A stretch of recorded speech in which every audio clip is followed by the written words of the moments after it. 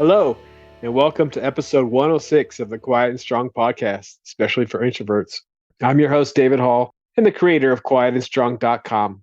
This is a weekly podcast dedicated to understanding the strengths and needs of introverts.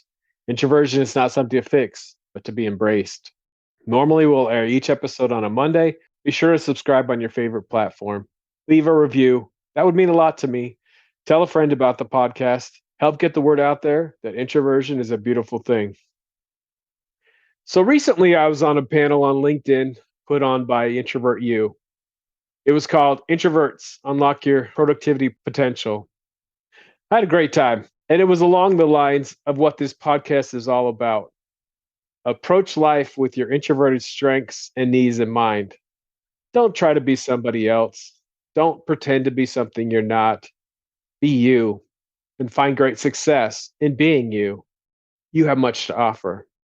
So Fifi Mason of Introvert U was the moderator, and with me on the panel was Dr. Mariella Franker and Ed Fraunheim.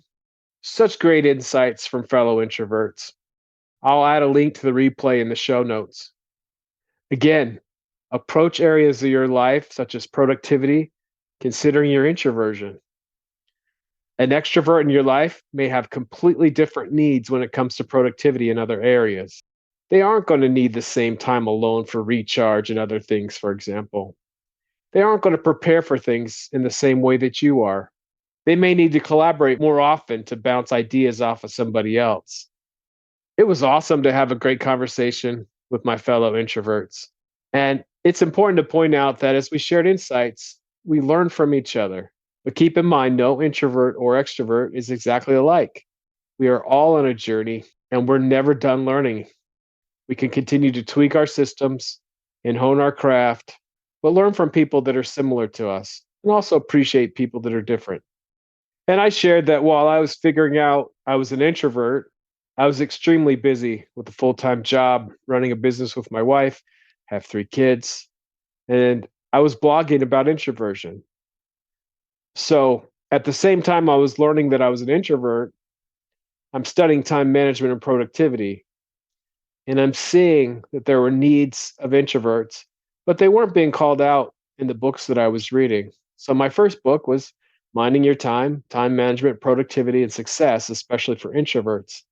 So on the panel, we talked about these things, our strengths as introverts, the needs we have in order to be productive. As introverts, we need to take time to think, to prepare. We can get overstimulated and need time to recharge and balance our energy. We also mentioned that as people, we all need connection, although introverts typically prefer deeper connections. And we need to find harmony between the solitude and the company that we need. So Ed introduced the term, which I hadn't heard before, loudership. So loudership in contrast to leadership, meaning that myth that the great leaders have to be the loudest. So whether we're talking about leadership or productivity, we need to do things in our best way. Introverts can be great leaders, but it is not likely by being the loudest in the room. We have to remember with all of this, there's not a one-size-fits-all approach. We can learn from one another, but ultimately you figure out what works best for you. And again, loudership comes these false expectations that you need to be a certain way. Drop those expectations. And again, figure out what works for you. Mariella also brought up that we have different communication styles. As introverts, we think first and then we speak, while extroverts often speak while thinking. This is one of the big keys in understanding our differences. And then we had a lot of conversation around the need to be able to articulate your strengths and needs to those in your life. For example, here's what I need to be my best for you and for me. Set boundaries. For example, set time on your calendar as that quiet and alone time that you need. Fifi mentioned that she had a day set aside as a no people day. Of course, everyone can't set up their days quite like this, but find what you can do, what works for you. So along these lines, I mentioned that one of the things that's been most effective for me is blocking off the first 90 minutes of my day for reflection, planning, thinking, and getting some work done. Plenty of people in my day, but having some time set aside has really been impactful for me. And with panels like this, We are working to educate both introverts and extroverts on our differences and how we can all be our best. No way is right or wrong, good or bad, just different and naturally different. Look for other ways to educate others. Maybe it's a workshop or a brown bag in a work setting. Maybe it's a webinar or panel just like this one. Again, I'll put the link to the replay in the show notes. As introverts, we can really shine in our strengths. We can have obstacles when we don't understand and advocate for our needs and set some boundaries. We need to find balance of quiet time and socializing that works for us. Panels and podcasts like this can remind us that we're not alone and we can find some common ground as we continue to build self awareness. As you come to know your strengths and needs, you can apply this to productivity, relationships, communication, leadership, and your overall success and happiness.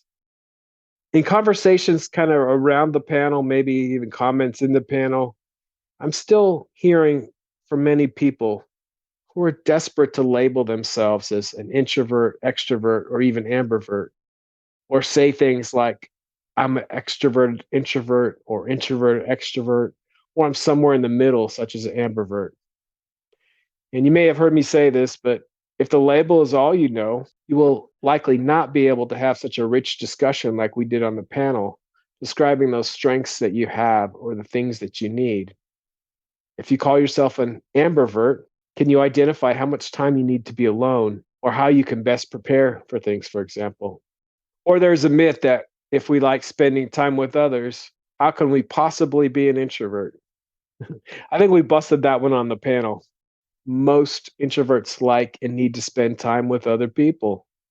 They may have a tighter circle of friends and may need people in different doses, but we are humans, and as humans, we all need connection. One time I was talking with an extrovert introvert couple. The extrovert said, my introvert husband doesn't like going dancing with me.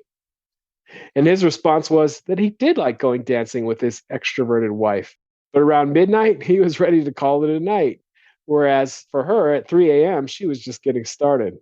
And remember, our personalities, it's not a popularity contest such as introvert is bad, extrovert is good. It's just all different and it's all good. So the question is, what do you want? And how do you get what you want?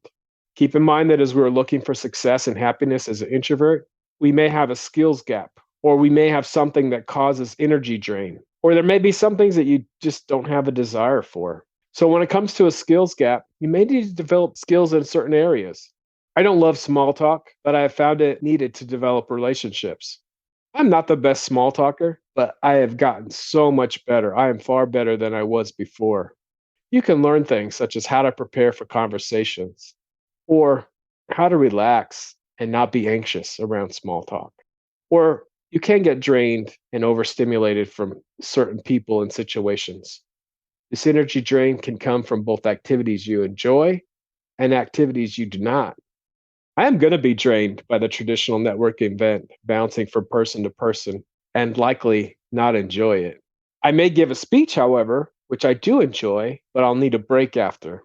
Don't let the energy drain stop you from doing things you want to do, but plan for the energy drain and plan that recharging time. Also, you may need to do some things that you don't love and plan for that energy drain too. And sometimes there are things that introverts have no desire to do. Again, we're all different. It is fine if you don't like loud parties and you avoid them. You, of course, may need to do some things with others in your life, as they will need to do some things with you that you may enjoy more than they do. And please stop calling activities extroverted. As an introvert, you can do many things. Being social, for example, doesn't make you an extrovert. Your approach and your desire will be different when you're being social, but you can still be an introvert who enjoys being with others. Networking, public speaking, and leadership can be done by introvert or extrovert. So if you're an introvert being social, you're an introvert being social. The approach is just different. Don't pretend to be something you're not. Be you and be your best. I look forward to many more such panels, workshops, conversations, and webinars where we discuss our personality differences and how we can live in our personality strengths. Thank you so much for joining me today. I hope you take the time to explore other episodes and learn from some amazing guests. Remember, if you're interested in getting to know yourself better, there's now a free Type Finder personality assessment on the Quiet and Strong website. This free assessment will give you a brief report, including the four-letter Myers-Briggs code. I'll add a link in the show notes. And I'd love to connect with you. Reach out at david@quietandstrong.com or check out the quietandstrong.com website, which includes blog posts and links to social media for Quiet and Strong. Send me topics or guests you'd like to see on the show. There's so many great things about being an introvert, and we need those to be understood. Get to know your introverted strengths and needs and be strong.